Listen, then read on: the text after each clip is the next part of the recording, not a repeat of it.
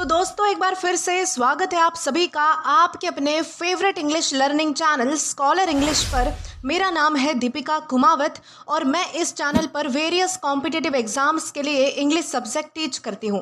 तो दोस्तों आज के इस वीडियो में हम न्यू क्रिटिसिज्म के बारे में पढ़ने वाले हैं। पिछली क्लास में हमने रशियन फॉर्मलिज्म पढ़ा था, आज उसी से मिलता जुलता कंसेप्ट देखेंगे जो कि है न्यू क्रिटिसिज्म। अभी आपको जो भी स्क्रीन पर कंसेप्ट दिख रहे हैं न्यू क्रिटिसिज्म से रिलेटेड, वो सारे हम जो है वो एक एक करके डिटेल में डिस्कस करने वाले हैं। तो चलिए आइए शुरू करते हैं, वीडियो में आगे बढ़ते हैं और जानते हैं कि न्यू क्रिटिसिज्म यानी क्या होता है। दोस्तों अब अगर न्यू क्रिटिसिज्म की बात करें तो आपको न्यू क्रिटिसिज्म इस शब्द पर गौर करना होगा, क्योंकि अगर हम न्यू क्रिटिसिज्म पढ़ रहे हैं तो जाहिर है कि ओल्ड क्रिटिसिज्म जैसा भी कुछ रहा होगा तभी न्यू क्रिटिसिज्म आया। ओके, तो चलिए सबसे पहले इन दोनों के बीच के फर्क यानी कि डिफरेंस को समझ लेते हैं ताकि आपको कंसेप्ट क्लियर हो जाए। दोस्तों अगर ओल्ड क्रिटिसिज्म की बात की जाए तो ये एक पुराना तरीका है लिटरेचर को समझने का। इस तरीके को हम बायोग्राफिकल या फिर हिस्टोरिकल क्रिटिसिज्म भी कहते हैं। इसमें किसी टेक्स्ट को तब तक अच्छा या फिर बुरा नहीं माना जाता था जब तक उसके ऑथर का पूरा कच्चा चिट्ठा ना निकाला जाए। जैसे अगर आप शेक्सपियर का कोई प्ले पढ़ रहे हैं तो पुराने क्रिटिक्स पहले ये देखते थे कि शेक्सपियर ने वो जो प्ले है वो अपनी जिंदगी के किस दौर में लिखा था, उस वक्त लंदन के कैसे हालात थे और उसने वो कहानी किस पुरानी किताब से चुराई है। उनका मानना था कि टेक्स्ट को समझने की चाबी ऑथर के दिमाग और उसके ज़माने के पास है।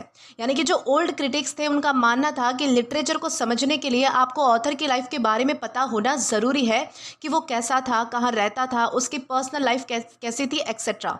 तो ये सारी चीज़ें जो है वो ओल्ड क्रिटिक्स के हिसाब से ज़रूरी थी। अब दोस्तों वहीं पर अगर न्यू क्रिटिक्स की बात की जाए या फिर न्यू क्रिटिसिज्म की बात की जाए तो न्यू क्रिटिसिज्म जो है वो ओल्ड क्रिटिसिज्म के रूल्स को नहीं मानता। यानी कि न्यू क्रिटिसिज्म ने इस पुराने तरीके को मानने से बिल्कुल ही मना कर दिया, इस तरीके को खारिज कर दिया। उन्होंने कहा कि भाई पुराना तरीका हमें भटका देता है। हम कविता तो पढ़ने बैठते हैं लेकिन पहुंच जाते हैं ऑथर के बचपन की कहानियों में। यानी कि हमें पढ़नी तो कविता है लेकिन हम क्या पढ़ रहे हैं, तो हम पढ़ रहे हैं कि ऑथर कैसा था, उसकी लाइफ कैसी थी, उसकी पर्सनल लाइफ कैसी थी, उसकी बीवी कैसी थी। तो ये सारी चीज़ें पढ़ रहे हैं जो कि हमारे किसी काम की नहीं है। तो न्यू क्रिटिक्स ने कहा कि एक बार जब ऑथर ने कविता लिखकर पब्लिश कर दी तो अब ऑथर का उस कविता पर से पूरी तरीके से हक खत्म हो चुका है। अब वो कविता कैसी है, तो आज़ाद है, यानी कि इंडिपेंडेंट है। तो न्यू क्रिटिक्स ने क्रिटिसिज्म को एक ऑब्जेक्टिव साइंस की तरह बनाया जहां पर इमोशन या फिर बायोग्राफी के लिए कोई जगह ही नहीं थी। उन्होंने कहा कि हमारा काम है टेक्स्ट की क्लोज रीडिंग करना। क्लोज रीडिंग करना यानी कि एक एक शब्द का, यानी कि एक एक शब्द को अच्छे से पढ़ना, उससे मतलब कि समझना, उसके ढांचे यानी कि उसमें छुपी हुई आयरनी और टेंशन को मैग्नीफाइंग ग्लास लेकर माइक्रो लेवल पर चेक करना। यानी कि न्यू क्रिटिसिज्म वाले स्कॉलर्स ऑथर पर फोकस नहीं करते थे, उनका फोकस टेक्स्ट पर यानी कि मैटर पर होता था। अब दोस्तों इस डिफरेंस को हम बहुत ही अच्छे से एग्जाम्पल के साथ समझेंगे। सोचो आप एक पेंटिंग एग्जीबिशन में गए और वहाँ पर आपको जो है वो एक बहुत ही खूबसूरत कश्मीरी एप्पल की पेंटिंग दिखती है। तो अगर वहाँ पर कोई ओल्ड क्रिटिक पेंटिंग देखने आया होता तो वो क्या कहता उस पेंटिंग को देखकर? वो ऑब्वियसली यही बात कहेगा कि अरे ये जो पेंटिंग है जिसने बनाई है ना, वो आर्टिस्ट बचपन में बहुत ही गरीब था इसलिए उसने जो है वो लाल रंग का यूज़ किया है। या फिर वो कहता कि ये जो पेंटिंग है वो 1947 के दौर की है। तो इसका मतलब क्या निकल रहा है? इसका मतलब ये निकल रहा है कि वो पेंटिंग को छोड़कर आर्टिस्ट की लाइफ और उसके ज़माने की बातें कर रहा है जो कि किसी भी काम के नहीं है। ओके, तो ये है ओल्ड क्रिटिसिज्म। अब वहीं पर अगर कोई न्यू क्रिटिक होता, नए ज़माने का क्रिटिक होता, तो वो क्या कहेगा? वो कहेगा कि मुझे इससे कोई मतलब नहीं है कि आर्टिस्ट कौन था, कैसा था, वो अमीर था या फिर गरीब था, या फिर उसने ये जो पेंटिंग है वो कैसे हालात में बनाई, कब बनाई, मुझे इससे कोई मतलब नहीं है। मेरा फोकस सिर्फ इस कैनवस पर है। देखो इसमें लाल और हरे रंग का जो बैलेंस है वो कितने अच्छे से किया गया है, इसमें जो है वो कितने अच्छे से मतलब कि सफाई से लाइंस खींची गई है और इसका टेक्सचर कितना अच्छा है। तो ये है न्यू क्रिटिसिज्म। ये है एक न्यू क्रिटिक की सोच कि वो ऑथर की लाइफ पे फोकस नहीं करेगा, वो करेगा सिर्फ मैटर पे फोकस, उस चीज़ पे फोकस जो कि एक ऑथर ने प्रोवाइड की है। यानी ये जो न्यू क्रिटिसिज्म वाले स्कॉलर्स थे ये कहते थे कि एक पीस ऑफ लिटरेचर अपने आप में ऑटोनोमस और क्लोज ऑब्जेक्ट होता है। ऑटोनोमस का मतलब होता है आज़ाद होना और क्लोज ऑब्जेक्ट का मतलब होता है अपने आप में पूरा होना। यानी कि ये क्या कहते थे न्यू क्रिटिक्स की, जो मतलब कि जो एक पीस ऑफ आर्ट होता है, यानी कि कोई भी आपके पास अगर किसी भी लिटरेचर का आपके पास एक पीस आता है, आपके पास एक टेक्स्ट आता है, तो वो आज़ाद है और अपने आप में कंप्लीट है। आपको उसके बारे में किसी भी बाहरी इंफॉर्मेशन जानने की कोई ज़रूरत नहीं है, जैसे कि ऑथर की लाइफ या फिर उसकी बायोग्राफी। यानी कि इससे वो क्या बताना चाहते थे कि अगर आपको लिटरेचर समझना है तो आपको बाहरी चीज़ों पर फोकस करने की ज़रूरत नहीं है। जो भी आपको चाहिए वो आपको आपके टेक्स्ट में ही मिल जाएगा। यानी कि साहित्य पढ़ते वक्त ऑथर की लाइफ जानने की कोई भी ज़रूरत नहीं। आप टेक्स्ट यानी कि मैटर पर फोकस करो। यानी जो कुछ भी समझना है वो अंदर ही है, बाहर कुछ भी नहीं मिलेगा। यानी कि शॉर्ट में अब आपको मैं एक साथ डिफरेंस समझा देती हूँ कि ओल्ड क्रिटिसिज्म जो है वो टेक्स्ट के बाहर देखता है, जैसे कि ऑथर को देखता है, उसकी हिस्ट्री देखता है या फिर सोसाइटी को देखता है। ये है हमारा ओल्ड क्रिटिसिज्म। वहीं अगर न्यू क्रिटिसिज्म की बात करें तो न्यू क्रिटिसिज्म टेक्स्ट के सिर्फ और सिर्फ मतलब कि अंदर देखता है। वो क्या देखता है कि वर्ड्स देखेगा, वर्ड्स किस तरीके से फॉर्म किए गए हैं, स्ट्रक्चर क्या है, भाषा क्या है। तो ये सारी चीज़ें देखने वाला कौन सा क्रिटिसिज्म है, तो ये है न्यू क्रिटिसिज्म। तो आई होप आपको जो है वो मतलब कि न्यू क्रिटिसिज्म और ओल्ड क्रिटिसिज्म क्या था, इनके बीच का डिफरेंस अच्छे से समझ आ चुका होगा। अब दोस्तों आपको ये बात जानना भी बहुत ही ज़रूरी है कि ये जो कंसेप्ट है न्यू क्रिटिसिज्म, ये आपको कहीं ना कहीं जो है वो रशियन फॉर्मलिज्म की तरह लग रहा होगा, क्योंकि दोनों में एक ही बात पे फोकस किया गया है कि हमें जो है वो ऑथर की लाइफ पे मतलब कि कोई भी ध्यान नहीं देना है। अगर हम कोई लिटरेचर पढ़ रहे हैं तो हमें टेक्स्ट पे फोकस करना है। तो ये सारी चीज़ें जो है वो हमारे रशियन फॉर्मलिज्म जो कि हमने प्रीवियस वीडियो में पढ़ा था उससे जो है वो मिलती जुलती है। ये आपको एक चीज़ मतलब कि ध्यान में आएगी। लेकिन फ़र्क बस इतना है कि रशियन फॉर्मलिज्म जो है वो न्यू क्रिटिसिज्म से पहले ही रशिया में हो चुका था। ठीक है, रशिया इस जगह पे हो चुका था। और ये जो न्यू क्रिटिसिज्म है ये इंग्लैंड और अमेरिका इन दोनों जगह पे अलग अलग देशों में हो रहा है। यानी कि यहाँ पर फ़र्क क्या है कि बस टाइम अलग है। यानी कि ये कुछ सालों बाद हो रहा है, रशियन फॉर्मलिज्म पहले हो चुका है, न्यू क्रिटिसिज्म कुछ सालों बाद हो रहा है, टाइम अलग है और प्लेस अलग है। वो रशिया में हो रहा था, ये अमेरिका और इंग्लैंड का हम पढ़ रहे हैं। ठीक है, यानी कि मुद्दा वही है, बस हमारी जो जगह है, टाइम है, वो बदल चुका है। तो आपको ये चीज़ें भी ध्यान रखनी है ताकि आपको कन्फ्यूजन नहीं होना चाहिए कि जो पहले तो हमने पढ़ लिया रशियन फॉर्मलिज्म, अब वही कंसेप्ट जो है वो दोबारा क्यों लाया जा रहा है। क्योंकि ये जो है वो अलग अलग दो देशों में पढ़ा जा रहा है, तो वहाँ के जो मतलब कि स्कॉलर्स थे, वहाँ के कुछ कंसेप्ट नए आए होंगे, तो वो सारे हमें जो है वो मतलब कि न्यू क्रिटिसिज्म में पढ़ने हैं। तो इसी के साथ हम आगे बढ़ेंगे। दोस्तों अब हम न्यू क्रिटिसिज्म की हिस्ट्री और बैक स्टोरी को समझेंगे। ओके, तो दोस्तों ये जो फ्रेज है न्यू क्रिटिसिज्म, ये एक्चुअली सबसे पहले 1910 में जॉयल एलियास स्पिंगन ने कोलंबिया यूनिवर्सिटी में एक लेक्चर के दौरान जो है वो कॉइन किया था। यानी कि सबसे पहले उन्होंने इस टर्म को जो है वो सबके सामने लाया। स्पिंगम जो है वो उस समय की पुरानी रूल बाउंड और बोरिंग लिटरेरी क्रिटिसिज्म से तंग आ चुके थे। यानी कि उन्हें भी ये जो बात है वो बिल्कुल भी पसंद नहीं आ रही थी कि ये जो पुराने यानी कि ओल्ड क्रिटिक्स है, ये किसी भी लिटरेचर को इस बात पर यानी कि इस बेसिस पर जज कर देते थे कि ऑथर की लाइफ कैसी है, वो किस समय में यानी कि उसने ये जो लिटरेचर है ये लिखा है, या फिर उसकी वाइफ कौन थी, उसकी पर्सनल लाइफ कैसी थी, वो किस तरीके की फाइनेंशियल कंडीशन में जी रहा था। तो ये सारी चीज़ें जो है वो स्पिंगन को भी बिल्कुल पसंद नहीं आ रही थी। उनका मानना था कि पुराने क्रिटिक्स बस रूल्स और हिस्ट्री की बातें करते थे। लेकिन जबकि असली क्रिटिसिज्म का काम क्या होता है कि हम चेक करें कि वो वर्क कैसा है, ना कि ये चेक करें कि ऑथर की लाइफ कैसी है। दोस्तों अगर न्यू क्रिटिसिज्म के डेवलपमेंट की बात करें तो ये 20th सेंचुरी के बीच के डेकेड में यानी कि लगभग जो है वो 1930 से लेकर 1950 तक अमेरिका में सबसे बड़ा और सबसे डोमिनेंट लिटरेरी मूवमेंट था। इसका एक सिंपल सा फंडा था, मतलब कि क्लोज रीडिंग करना। यानी कि इसका सिंपल सा काम यानी कि एम क्या था कि हमें क्लोज रीडिंग करनी है। मतलब कि अगर किसी पोएम या फिर स्टोरी को समझना है तो किसी बाहर की चीज़ को मत देखो, सिर्फ और सिर्फ उस टेक्स्ट को इतने ध्यान से पढ़ो कि उसके अंदर के छुपे हुए सारे मतलब ही आपके सामने इनके मुताबिक लिटरेचर का कोई भी पीस एक self contained, self referential aesthetic object होता है। इस भारी भरकम लाइन का सिंपल मतलब ये है कि टेक्स्ट एक ऐसी चीज़ है जो अपने आप में पूरी है, उसे किसी भी बाहरी चीज़ की ज़रूरत ही नहीं है समझने के लिए। स्पेशली ऑथर की तो बिल्कुल ही ज़रूरत नहीं है, उसे किसी बाहरी सहारे जैसे कि ऑथर की लाइफ या फिर उसकी हिस्ट्री की ज़रूरत नहीं है अपना मतलब समझाने के लिए। तो ये सारी बातें जो है वो उन्होंने कही थी, या फिर ये सारी स्कॉलर्स की एक राय थी, ऐसा भी आप समझ सकते हैं। दोस्तों एक और इम्पॉर्टेंट बात कि न्यू क्रिटिसिज्म जो है वो सबसे पहले बस पोएम्स यानी कि कविताओं को क्रिटिसाइज करने के लिए बनाया गया था। यानी कि न्यू क्रिटिसिज्म का एम क्या था कि सिर्फ कविताओं को क्रिटिसाइज करना, ठीक है। लेकिन बाद में जो है वो धीरे धीरे न्यू क्रिटिसिज्म भी जो है वो सारी लिटरेचर पर लागू किया गया था। तो ये सारी बातें भी जो है वो आपको ध्यान रखनी है, क्योंकि ये भी इंपॉर्टेंट है कि न्यू क्रिटिसिज्म सबसे पहले जो है वो पोएम्स पर ही लागू किया गया था। अब दोस्तों हमें ये तो पता है कि सबसे पहले जॉयल एलियास स्पिंगन ने न्यू क्रिटिसिज्म इस टर्म को जो है वो सबके सामने लाया, इस टर्म को जो है वो मतलब कि कॉइन किया, ठीक है।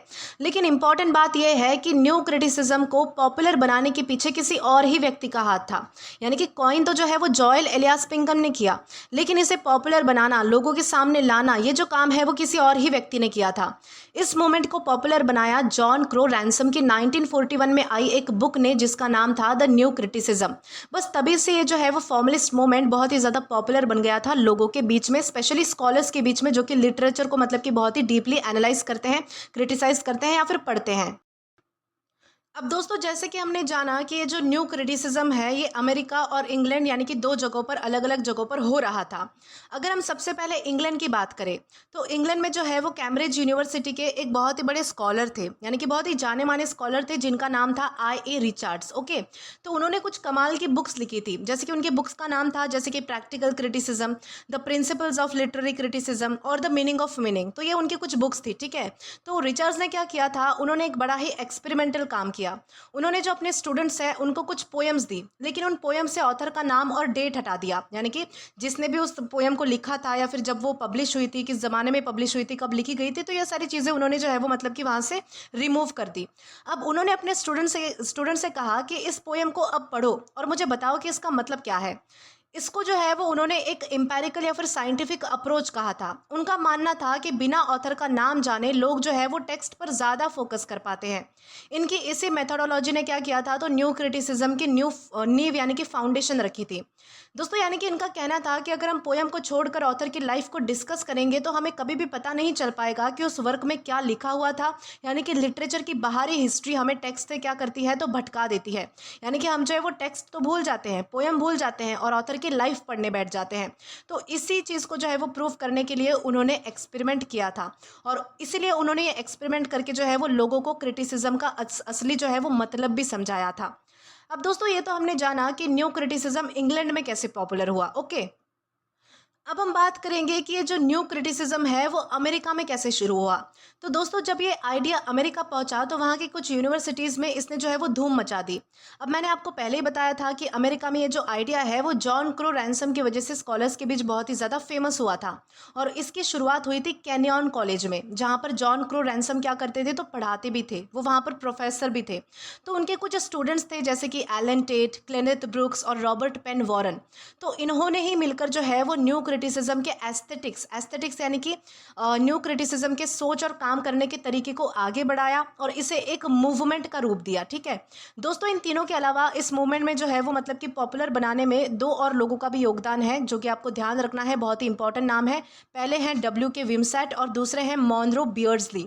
ये दोनों अपने आप में जो है वो बहुत ही बड़े स्कॉलर्स और क्रिटिक्स थे। ओके, और बेसिकली विमसेट और बियर्सली न्यू क्रिटिसिज्म के एसोसिएट थे, कलीग्स थे जैसे हम कह सकते हैं, जिन्होंने मूवमेंट को आगे बढ़ाने में बहुत ही ज़्यादा मदद की, यानी कि हेल्प की। दोस्तों, इसके अलावा ज़रूरी बात यह है कि अमेरिका में जो है वो 1950 से लेकर मिड 1970s का जो टाइम था, जिसे हम बेसिकली कोल्ड वॉर का ज़माना यानी कि कोल्ड वॉर का टाइम भी कह सकते हैं, तब ये जो न्यू क्रिटिसिज्म है वो स्कूल और कॉलेजेस में बिल्कुल राज करता था, यानी कि बहुत ही ज़्यादा पॉपुलर हो चुका था। ब्रुक्स और वॉरन नाम के दो स्कॉलर्स ने दो बुक लिखी थी, यानी कि दो बुक्स लिखी थी उन्होंने। पहली बुक थी अंडरस्टैंडिंग पोइट्री और दूसरी थी अंडरस्टैंडिंग फिक्शन।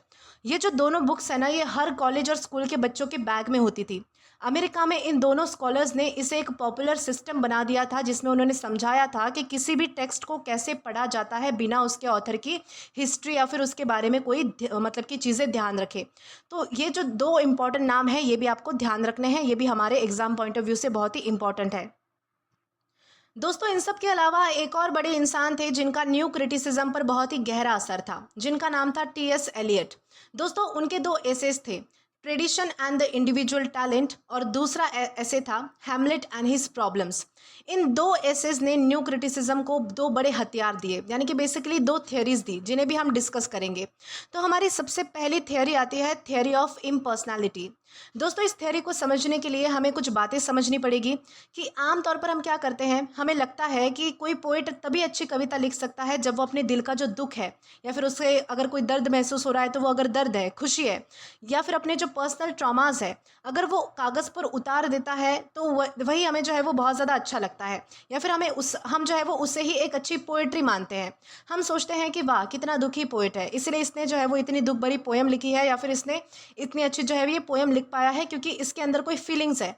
एलियट ने जो है वो इस कंसेप्ट को पूरी तरीके से पलट दिया। एलियट का कहना था कि पोइट्री जो है वो ऑथर की पर्सनालिटी का इजहार यानी कि एक्सप्रेशन नहीं है, बल्कि पर्सनालिटी से बचने का एक तरीका है। इसका मतलब ये नहीं है कि पोइट के पास कोई फीलिंग्स नहीं होती है। एलियट कहते हैं कि पोइट के पास एक माइंड होता है जो कि कैटलिस्ट की तरह काम करता है। कैटलिस्ट यानी कि एक ऐसी चीज़ जो रिएक्शन को तेज़ करती है। यानी कि पोइट के पास क्या है, तो एक ऐसा माइंड है जो रिएक्शन को तेज़ करने का काम करती है, वो उस तरीके से काम करता है। जैसे कि मैं आपको एक मतलब कि सिंपल सा एग्जाम्पल देती हूँ। मान लो एक पेंटर पेंटिंग करते वक्त सोच रहा है कि मैं आज बहुत ही दुखी हूँ क्योंकि मेरा ब्रेकअप हो चुका है, इसलिए मैं इस सूरज को, यानी कि वो पेंटिंग मतलब कि एक सूरज की पेंटिंग बना रहा है।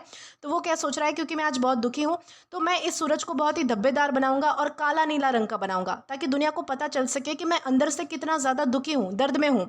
तो यहाँ पर पेंटर अपनी पर्सनल फीलिंग को पेंटिंग पर क्या कर रहा है, तो थोप रहा है।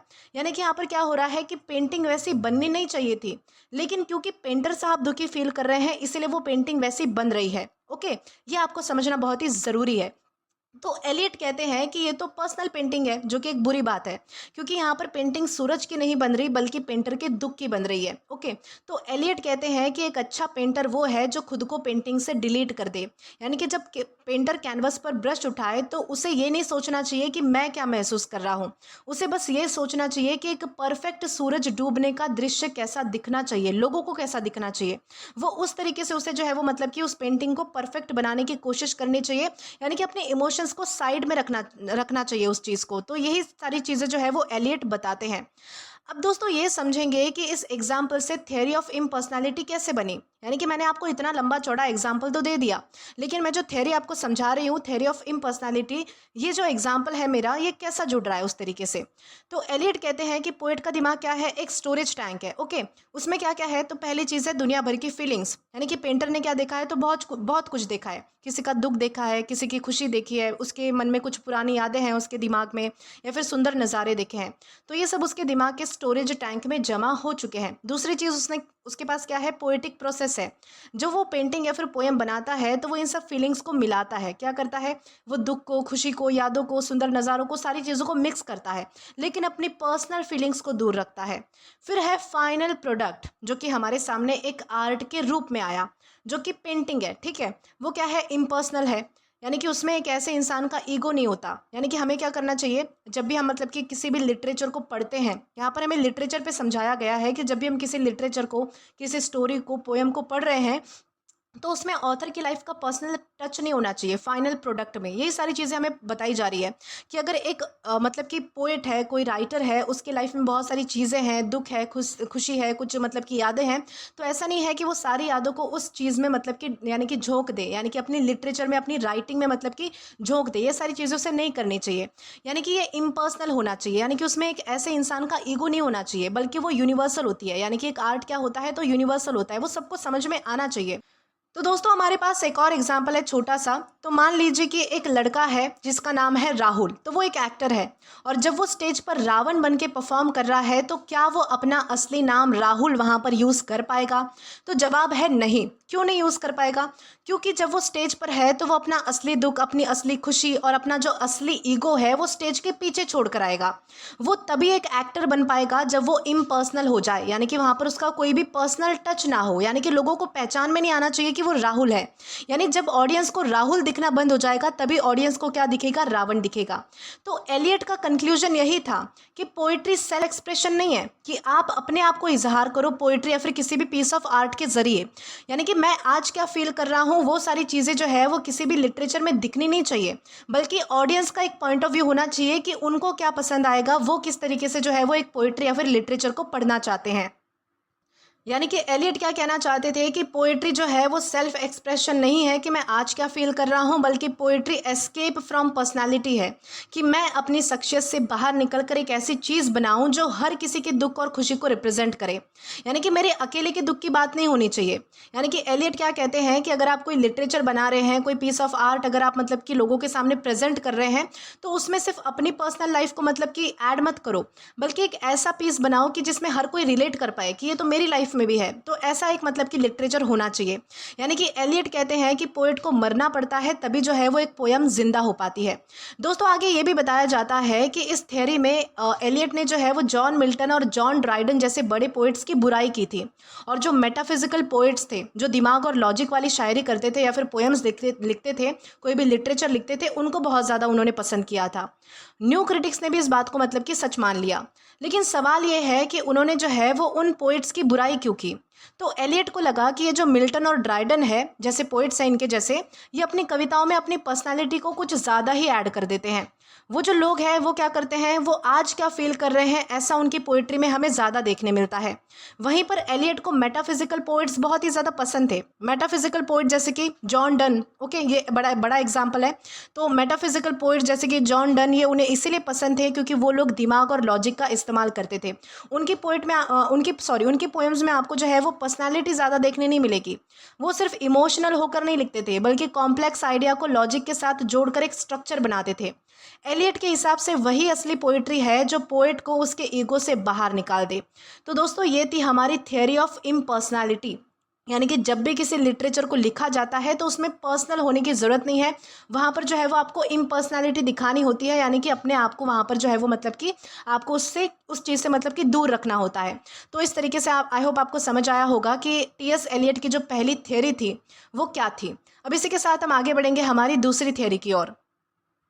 अब दोस्तों टी.एस. एलियट की दूसरी थियरी आती है ऑब्जेक्टिव कोरिलेटिव। इसका मतलब होता है फीलिंग्स को दिखाओ लेकिन बताओ मत, शो बट डोंट टेल। यानी कि टी.एस. एलियट ने जो है वो ये कंसेप्ट अपने ऐसे हैमलेट एंड हिज प्रॉब्लम्स में दिया था। उनका मानना था कि अगर आप सिर्फ शब्दों में लिख दोगे कि मैं आज बहुत ही दुखी हूँ, तो पढ़ने वाला इंसान जो है वो सिर्फ पढ़ लेगा पर उसे कुछ महसूस नहीं होगा। लेकिन अगर पोएट्री में ऑब्जेक्टिव कोरिलेटिव हो, यानी कि कुछ ऐसी बाहरी चीज़ें हो, जैसे कि कोई ऑब्जेक्ट हो, कोई सीन हो, कोई इवेंट्स हो, तो उसके सारे अंदर के इमोशंस जो है वो बिना शब्दों के भी दिखाए जा सकते हैं। यानी कि आपको शब्द यूज़ करने की कोई ज़रूरत नहीं पड़ेगी और आप मतलब कि लोगों को पता भी चल जाएगा कि आपके इमोशंस क्या है। जैसे कि अगर आपको एक एग्जांपल देकर बताऊं, तो अगर आप लिखते हो कि राम बहुत ही दुखी था, उसके दिल में बहुत ही गहरा दर्द था और वो अंदर से रो रहा था, ठीक है, तो इससे पढ़ने वाले को सिंपली पता चल गया कि भाई राम बहुत ही दुखी है, ठीक है। ये पढ़ने वाले को महसूस नहीं होगा ज़्यादा देर तक, ठीक है। तो ये सारी चीज़ें क्या लगेगी, हमें बोरिंग लगेगी, क्योंकि हमें एक ही झटके में पता चल गया कि भाई राम जो है वो बहुत ही दुखी है, बस पता चल गया, इससे आगे क्या होगा। लेकिन अगर आप सोचो कि आप किसी पोइट्री में ऑब्जेक्टिव कोरिलेटिव का यूज़ करते हो, यानी कि आप राम की फीलिंग को डिस्क्राइब मत करो बल्कि उसके आसपास का माहौल दिखाओ। जैसे कि राम जो है वो खामोश बैठा था, राम की घड़ी की जो मतलब कि कमरे की टिक टिक है वो आवाज़ उनके कानों में गूंज रही थी, टेबल पर एक ठंडी हो चुकी चाय का कप रखा हुआ था जिस पर मक्खी बैठी थी, बाहर बारिश हो रही थी, उसके खिड़की का एक पर्दा बार बार हवा से उड़कर जो है वो बार बार उसकी पुरानी तस्वीर पर गिर रहा था, जिसे राम ने कभी जो है वो मतलब कि मुड़ कर भी नहीं देखा था। उसने जो है वो अपनी मुट्ठी में एक मतलब कि चिट्ठी जो है वो कसकर पकड़ी हुई थी और उसके जो कोने हैं वो पसीने से गीले हो चुके थे। यानी कि इसमें आपने जो है वो कहीं पर भी दुखी शब्द का यूज़ नहीं किया है, लेकिन पढ़ने वालों को राम का जो दुख है वो पता चल चुका है। ये होता है ऑब्जेक्टिव कोरिलेटिव। यानी कि यहाँ पर जो ऑब्जेक्ट यूज़ हुए हैं, जैसे कि कप है, पर्दा है, घड़ी है, चिट्ठी है, ये सारे राम के क्या है, राम के दुख के ऑब्जेक्टिव कोरिलेटिव बन चुके हैं। यानी कि एलियट बस ये कहना चाहते थे कि एक अच्छा पोएट वही है जो अपनी फीलिंग्स को किसी चीज़ में बदल देता है। यानी कि अगर आप मतलब कि गुस्सा है और आप दिखाना चाहते हैं कि आप गुस्सा है, तो कहिए मत कि मैं गुस्सा हूँ, बल्कि दिखाओ कि कैसे कोई इंसान गुस्से में टेबल पर हाथ पटकता है, चीज़ों को फेंक देता है, उसका चेहरा लाल हो जाता है। तो ये सारे क्या है, तो गुस्से के सिम्टम्स होते हैं। यानी कि ऑब्जेक्टिव कोरिलेटिव का यही मतलब है कि ऑब्जेक्ट के सहारे, सीन के सहारे, इमेजेस के सहारे आप जो है वो दिखाओ अपने इमोशंस को, लिखकर जो है वो डायरेक्टली एक्सप्रेस मत करो। तो दोस्तों ये थी हमारी दूसरी थ्योरी ऑब्जेक्टिव कोरिलेटिव, जो कि टी.एस. एलियट ने हमें समझाई थी। अब दोस्तों यहाँ तक तो हमने जो है वो टी.एस. एलियट इनके जो फेमस थियरीज थी उनको भी डिस्कस कर लिया। अब दोस्तों न्यू क्रिटिसिज्म को एज अ फॉर्मलिज्म थियरी हम समझते हैं, ठीक है। तो दोस्तों जैसे कि आपको पता है कि ये जो न्यू क्रिटिसिज्म है ये एक फॉर्मलिज्म थियरी है। फॉर्मलिज्म का क्या मतलब होता है, फॉर्मलिज्म का मतलब होता है जो सिर्फ फॉर्म यानी कि बनावट, शब्दों का चुनाव, स्ट्रक्चर, इन पर ध्यान दे। न्यू क्रिटिसिज्म क्यों आया, ये बहुत ही बड़ा सवाल है कि न्यू क्रिटिसिज्म आया क्यों। क्योंकि ये जो है वो दो पुराने तरीकों के खिलाफ एक गुस्सा था। यानी कि न्यू क्रिटिसिज्म का जन्म इसलिए हुआ क्योंकि कुछ दो मतलब कि पुराने तरीके थे जिनके प्रति जो है वो कुछ क्रिटिक्स, कुछ स्कॉलर्स हो सकते हैं जिनको गुस्सा आया था, और उसी की वजह से जो है वो न्यू क्रिटिसिज्म शुरू हुआ। पहला तरीका क्या था, पहला तरीका था philological and literary history schools. ये पहला तरीका था, पहला रीज़न था गुस्से का। इसमें क्या था, तो पुराने ज़माने के हार्वर्ड और न्यू इंग्लैंड के जो है वो दादी अम्मा वाले तरीके थे, जो कि 19th सेंचुरी के जर्मन स्कॉलरशिप से बहुत ही ज़्यादा इन्फ्लुएंस थे। इनका काम था एक एक शब्द की हिस्ट्री निकालना, कि कोई शब्द जो है वो किस पुरानी लैंग्वेज से आया है ये देखना, या फिर ऑथर की फैमिली हिस्ट्री चेक करना। तो न्यू क्रिटिक्स ने कहा कि भाई तुम ये सब जो बाहरी बातें करने में बिजी हो, तो ये सारी चीज़ें करके तुम क्या कर रहे हो, मतलब कि इन सारी चीज़ों को अगर तुम साइड रखो तो तुम्हारे पास इसके अलावा कुछ नहीं है। पोएम की जो खूबसूरती है, पोएम की जो एस्थेटिक क्वालिटीज़ है, उस पर तो तुम ध्यान ही नहीं दे रहे, यानी कि पोएम को छोड़कर वो सब कुछ कर रहे हो जिसका कोई मतलब नहीं है। तो ये तो था पहला रीज़न न्यू क्रिटिसिज्म के शुरू होने का। दूसरे रीज़न की बात करें तो दूसरा रीज़न है लिटरेरी एप्रिसिएशन स्कूल। इसमें वो लोग थे जो बस पोएम पढ़ के इमोशनल हो जाते थे और कहने लगते थे कि वाह क्या मॉरली अच्छी बात कही है, क्या खूबसूरत लाइन लिखी है पोइट ने। न्यू क्रिटिक्स ने जो है वो इनको बहुत ही ज़्यादा रोमांटिक बोलकर खारिज कर दिया। उन्होंने कहा कि ये तो बहुत ही इमोशनल तरीका है किसी भी चीज़ को स्टडी करने का या फिर क्रिटिसाइज़ करने का। हमें जो है वो एकदम सिस्टमैटिक और ऑब्जेक्टिव तरीका चाहिए। न्यू क्रिटिक्स का मानना था कि टेक्स्ट का जो स्ट्रक्चर है, यानी कि टेक्स्ट की जो बनावट होती है या फिर उसका जो मीनिंग होता है, उसका जो मतलब होता है, वो एक दूसरे से बहुत ही ज़्यादा मतलब कि कनेक्टेड होते हैं, जुड़े हुए होते हैं, उन्हें आप अलग अलग नहीं कर सकते। उन्होंने लिटरेचर की पढ़ाई को सीरियस बनाने के लिए सब कुछ बाहरी चीज़ें निकाल कर फेंक दी। और ये जो बात है वो सबसे पहले रैनसम के ऐसे, यानी कि दो बड़े स्कॉलर्स थे रैनसम और मतलब कि एलन टेट, तो उन्होंने जो है वो कुछ ऐसेस पब्लिश किए थे, तो उन्होंने जो है वो अपनी बात इसमें लिखी थी। रैनसम का ऐसे था क्रिटिसिज्म इनकॉर्पोरेटेड, यानी कि क्रिटिसिज्म आईएनसी जो यहाँ पर लिखा हुआ है वो।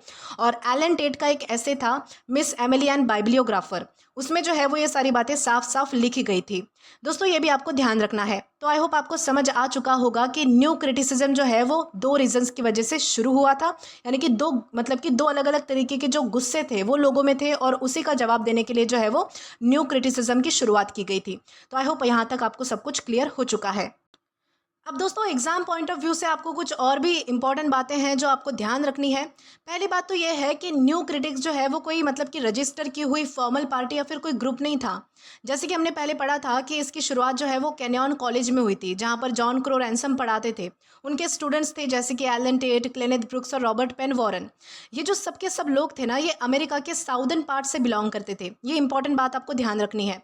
वहाँ पर एक प्रोफेसर थे पॉल लॉटर, तो उनका मानना था कि ये जो न्यू क्रिटिसिज्म है ये और कुछ नहीं है बल्कि साउदर्न अग्रेरियंस का ही एक नया रूप है, यानी कि एक ग्रुप है जो कि साउदर्न कल्चर को क्या करना चाहता है, तो बचाना चाहता है, ऐसा पॉल लॉटर ने कहा था। लेकिन जो क्लेनेथ ब्रुक्स है उन्होंने अपने एक ऐसे में बड़े ही मजाकिया तरीके से इसका जो है वो जवाब दिया था। तो ये जवाब आपको ध्यान रखना है क्योंकि कभी कभी ये एग्जाम में पूछा जाता है, ये एक लाइन है। तो क्लेनेथ ब्रुक्स ने कहा था कि the new critic like the snake is a very elusive beast. इसका मतलब है कि न्यू क्रिटिक एक ऐसा बीस्ट है, एक ऐसा जानवर है, एक ऐसा दरिंदा है जिसे पकड़ना बहुत ही मुश्किल है।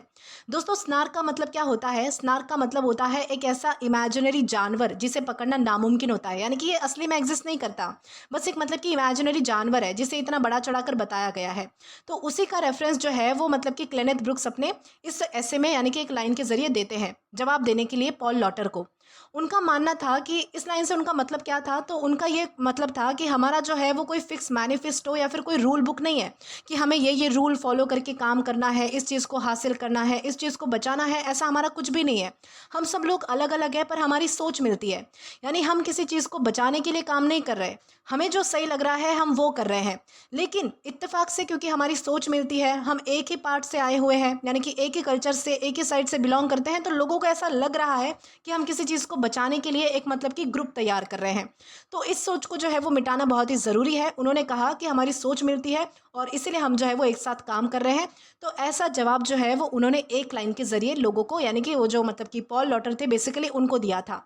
तो ये भी आपको जो है वो ध्यान रखना है क्योंकि कभी कभी ये लाइन जो है वो एग्जाम में पूछी जाती है, यानी कि क्लेनेथ ब्रुक्स का क्या जवाब था इस बात पर, ये सारी चीज़ें जो है वो मतलब कि बहुत बार पूछी जा सकती है।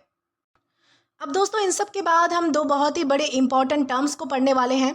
तो डब्ल्यू के विमसेट और मॉन्रो बियर्ड्सली ने 1946 में दो ऐसी टर्म्स दी थी जो कि लिटरेरी थियोरी में अमर हो गई।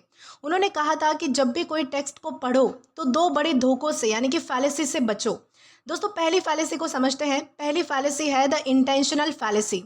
दोस्तों इस फैलेसी में बताया जाता है कि हम अक्सर सोचते हैं कि जब भी कोई ऑथर कुछ लिख रहा होता है तो उसने ये सोच कर लिखा होगा या फिर उसने कुछ और सोच कर लिखा होगा। तो विमसेट और बियर्सली ने कहा कि ये बिल्कुल गलत है। एक बार जब राइटर ने टेक्स्ट लिख दिया, कुछ लिख दिया, ठीक है, और उसने पब्लिश कर दिया, तो वो जो टेक्स्ट है, वो जो लिखावट है, वो उसकी नहीं रही, वो जनता की हो चुकी है। अब राइटर का इंटेंशन हमारे लिए जानना बिल्कुल बेकार है, बिल्कुल भटकाने वाली बात है कि उसने क्या सोचकर लिखा है, वो हमें क्या समझाना चाहता है, ये हमारे लिए कोई मायने नहीं रखता है। जो शब्द पेज पर है, जो आपको समझ आ रहा है, आप जो उससे समझ पा रहे हैं, वो बात सच है, ये उन्होंने बताया था। जैसे कि इसे सिंपल से एग्जाम्पल से समझिए। मान लो कि कोई एक शेफ़ है जिसने एक नई डिश बनाई है, ठीक है, तो उसने सोचा था कि मैं इस डिश को जो है वो मीठा बनाऊंगा। उसने क्या सोचा था कि ये जो डिश है वो बनेगी कैसी, मीठी बनेगी। तो ये क्या है, ये उसका इंटेंशन है। शेफ़ का इंटेंशन क्या है कि वो इस डिश को मीठी बनाना चाहता है। लेकिन जब आपने उसे खाया, आपने उस डिश को चखा, तो वो तीखी निकली। ये क्या है, ये रिजल्ट है, ठीक है। तो अब जब वो डिश तीखी बन चुकी है, तो क्या आप शेफ़ की बात मानकर उसे जो है वो मीठा कहने लगोगे? नहीं। क्यों नहीं? क्योंकि वो जो स्वाद है वो सच है, वो सच कह रहा है, वही सच रहेगा। तो टेक्स्ट भी बिल्कुल वैसा ही है, जो पेज पर लिखा है बस वही सच है। ऑथर क्या चाहता था उससे कोई मतलब नहीं होना चाहिए। आपको क्या समझ आ रहा है वो ज़रूरी है। तो ये थी हमारी पहली फैलेसी, जो कि है इंटेंशनल फैलेसी, जहाँ पर हमें राइटर के इंटेंशन से बचने के लिए कहा जा रहा है कि आपको जो समझ आ रहा है वही आपको सच मानना है। राइटर क्या समझाना चाहता था वो बात आपको बिल्कुल भी ध्यान नहीं रखनी है। तो ये थी हमारी पहली इंटेंशनल फैलेसी। अब दोस्तों इसके बाद हमारी जो दूसरी टर्म या फिर जो दूसरी फैलेसी आती है, उसका नाम है द अफेक्टिव फैलेसी। दोस्तों इसका मतलब है कि किसी भी टेक्स्ट को इस बेसिस पर जज मत करो कि उसको पढ़कर आपको कैसा फील हुआ है। पता चला कि आपका ब्रेकअप हुआ है और आपने कोई नॉर्मल सी पोयम पढ़ी और उस पर भी आप रोने लगे, तो और फिर आपने कहा कि ये तो पोयम जो है वो बहुत ही रुला देने वाली है। अब जो भी कोई उस पोयम को पढ़ेगा वो उसी पॉइंट ऑफ व्यू से देखना चाहेगा कि भाई ये पोयम जो है वो उसने बहुत ही दुखी पोयम बताई थी, तो क्या पता इसमें कुछ वैसा हो सकता है। तो न्यू क्रिटिक्स ने कहा कि रीडर का पर्सनल या फिर इमोशनल रिएक्शन टेक्स्ट का मतलब नहीं हो सकता, क्योंकि ज़रूरी नहीं है कि जो पोयम आपके लिए इमोशनल है वो सबके लिए ही इमोशनल होगी ही होगी। कोई उसे फ़नी वे में पढ़ेगा, कोई उसे मज़ेदार तरीके से पढ़ेगा, कोई उसे इमोशनल होकर पढ़ेगा, तो आप अपने इमोशंस किसी पर थोप नहीं सकते, ये उन्होंने बताया। यानी कि अगर आप ऐसा करोगे तो लिटरेचर सिर्फ साइकोलॉजी बनकर रह जाएगा, यानी कि ये तो इमोशंस का खेल बन जाएगा कि किसी ने बता दिया कि ये पोएम इमोशनल है तो आपको इमोशनल ही होना पड़ेगा। ये पोएम हंसने लायक है तो आप उसमें ढूंढोगे कि यहाँ पर कहाँ पर हंसना है मुझे। तो ये सारी चीज़ें हमारे साइकोलॉजी में बैठ जाएगी। तो विमसेट और बियर्सली ने कहा कि ये जो टर्म है उन्होंने इसलिए दी क्योंकि बहुत से लोग जो है वो किसी भी पोएम को, किसी भी बुक को इस बात के लिए मतलब कि ग्रेट या फिर बेकार समझ लेते हैं क्योंकि उन्हें उसे पढ़कर या तो रोना आया होता है या फिर उन्हें मतलब कि हंसी महसूस हुई होती है, यानी कि वो अपने हिसाब से जज करने लगते हैं। तो न्यू क्रिटिक्स ने कहा कि रोना या फिर हंसना ये तो हमारी पर्सनल प्रॉब्लम है, ये हमारे ऊपर डिपेंड करता है कि वो पोएम आपको कैसी लगी या फिर आपको किस तरीके से समझ आई। अगर आपको वो इमोशनल लगी तो ऑब्वियसली आप जो है वो मतलब कि रोना पसंद करोगे, या फिर अगर आपको वो मज़ेदार लगी तो आप उस पर हंसोगे। तो इससे जो है वो पोएम की क्वालिटी को जज मत करो। तो यही हमें जो है वो अफेक्टिव फैलेसी में समझाया गया है कि किसी चीज़ पर यानी कि किसी चीज़ का हमारे ऊपर क्या इफेक्ट पड़ रहा है, किसी चीज़ का हमारे ऊपर क्या इफेक्ट हो रहा है, उसके बेसिस पर हमें जो है वो पोएम की क्वालिटी को या फिर किसी भी लिटरेचर के पीस को जो है वो जज नहीं करना चाहिए, क्योंकि हर कोई जो है वो अपने अपने हिसाब से अलग अलग तरीके से उसे समझ सकता है। तो ये थी हमारी अफेक्टिव फैलेसी। अब दोस्तों यहाँ पर हमने जो है वो दो इम्पॉर्टेंट फैलेसीज को भी पढ़ लिया। अब दोस्तों हम देखेंगे कि क्लोज रीडिंग जो है वो पहले कैसी की जाती थी या फिर अब कैसे करनी चाहिए या फिर कैसे की जाती है। क्लोज रीडिंग क्या है हम ये समझेंगे। तो जो न्यू क्रिटिक्स थे वो टेक्स्ट में क्या क्या चीज़ें देखते थे ये हमें समझना ज़रूरी है। दोस्तों क्लोज रीडिंग करने के लिए किसी भी टेक्स्ट में क्रिटिक्स पहले फॉर्मल एलिमेंट्स देखते हैं, यानी कि सबसे पहले वो क्या देखेंगे कि फॉर्मल एलिमेंट्स कौन कौन से हैं, जैसे कि राइम क्या है, मेटर क्या है, उसकी सेटिंग क्या है, कैरेक्टराइजेशन कैसा है, प्लॉट कैसा है, ये सारी चीज़ें सबसे पहले देखी जाती है किसी भी क्रिटिक के द्वारा। इन्हीं सबको मिलाकर आप देखोगे कि मेन थीम क्या निकल कर आ रही है। दूसरी चीज़ जो एक क्रिटिक किसी राइटिंग में देखता है वो है द बिग फोर, यानी कि चार असली चीज़ें, चार मेन चीज़ें। न्यू क्रिटिक्स हमेशा टेक्स्ट में चार चीज़ें ढूंढते हैं जिससे क्या होता है कि टेक्स्ट में एक यूनिटी बनती है, एक एकता बनती है। वो चार चीज़ें कौन कौन सी है? पहला है पैराडॉक्स। पैराडॉक्स यानी कि ऐसी बातें जो सुनने में तो उल्टी लगती है लेकिन उनका मतलब बहुत ही ज़्यादा गहरा होता है। तो ये है हमारी पहली चीज़ जो कि क्रिटिक देखता है।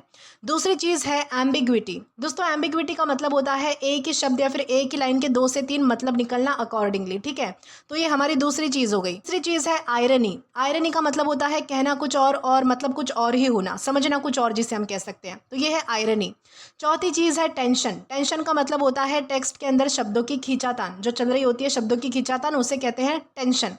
तो ये जो 4 है बिग 4, ये सारी चीज़ें जो है वो एक क्रिटिक देखता है क्लोज रीडिंग करते टाइम पर। इन सबको ढूंढकर वो टेक्स्ट का एक सिंगल सबसे बेस्ट इंटरप्रिटेशन निकालता है अपने हिसाब से। तो दोस्तों इस तरीके से जो है वो क्लोज रीडिंग की जाती है, ये भी हमने समझ लिया।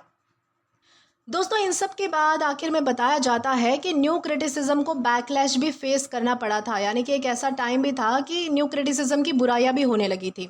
दोस्तों कोई भी चीज़ जो है वो हमेशा टॉप पर नहीं रहती, या आप सबको भी पता है, कभी ना कभी तो वो डिग्रेड हो ही जाती है। तो 1960 से लेकर 1970s में न्यू क्रिटिसिज्म का जो दबदबा है, जो पॉपुलरिज्म है, वो कम होने लगा था। क्यों? क्योंकि उस टाइम पर जो है वो structuralism, post structuralism, deconstruction, feminist criticism और न्यू हिस्टोरिसिज्म जैसे कंसेप्ट जो है वो समाज में आने लगे थे। तो लोगों ने जो है वो इसकी जमकर बुराई की। क्रिटिक्स ने कहा कि न्यू क्रिटिसिज्म टेक्स्ट को कांच के डब्बे में बंद कर देता है, वो उसके सोशल मीनिंग, ह्यूमन वैल्यू और हिस्ट्री को तो भूल ही जाता है। दोस्तों ऐसी बहुत सी बुराइयां जो है वो क्रिटिक्स को फेस करनी पड़ी। लेकिन इन सब बुराइयों के बाद क्लेनेथ ब्रुक्स ने 1979 में एक ऐसे लिखा था the new criticism pro and Contra के रिस्पॉन्स में। उन्होंने कहा कि अरे यार, हम रीडर के दुश्मन नहीं है, ठीक है। कोई भी अक्लमंद इंसान रीडर को नहीं भूल सकता, क्योंकि पोयम को रियलाइज यानी कि महसूस तो रीडर ही करेगा, रीडर ही कर सकता है। लेकिन अगर हम हर रीडर के मन मर्जी का मतलब मानने लगे तो लिटरेचर की पढ़ाई सिर्फ टेस्ट की हिस्ट्री और साइकोलॉजी बनकर रह जाएगी, यानी कि हम हर किसी की बात नहीं मान सकते। दोस्तों भले ही आज न्यू क्रिटिसिज्म एक डोमिनेंट मॉडल नहीं है, पर इसका जो दिया हुआ हथियार है, सबसे मेन हथियार जो कि है क्लोज रीडिंग, ये आज भी हर लिटरेरी क्रिटिक का सबसे पहला और सबसे बड़ा टूल है। यानी कि चाहे आप पोस्ट स्ट्रक्चरलिज्म पढ़ो या फिर रीडर रिस्पॉन्स थियरी पढ़ो, बिना टेक्स्ट को गौर से पढ़े, यानी कि जो भी एलिमेंट्स हमने क्लोज रीडिंग में अभी भी पढ़े थे कि एक क्रिटिक क्या क्या देखता है क्लोज रीडिंग करते वक्त, बिना आप वो सब कुछ किए किसी भी टेक्स्ट को पढ़ ही नहीं सकते। न्यू क्रिटिसिज्म ने ही सबसे पहले हमें सिखाया, सबसे पहले हमें दिखाया कि शब्दों की ताकत क्या होती है। तो दोस्तों इस तरीके से आपको समझना कि न्यू क्रिटिसिज्म क्या है, कैसे वर्क करता है। तो दोस्तों आज के लिए बस इतना ही। आज की इस क्लास का PDF आप हमारे टेलीग्राम चैनल के थ्रू एक्सेस कर सकते हैं।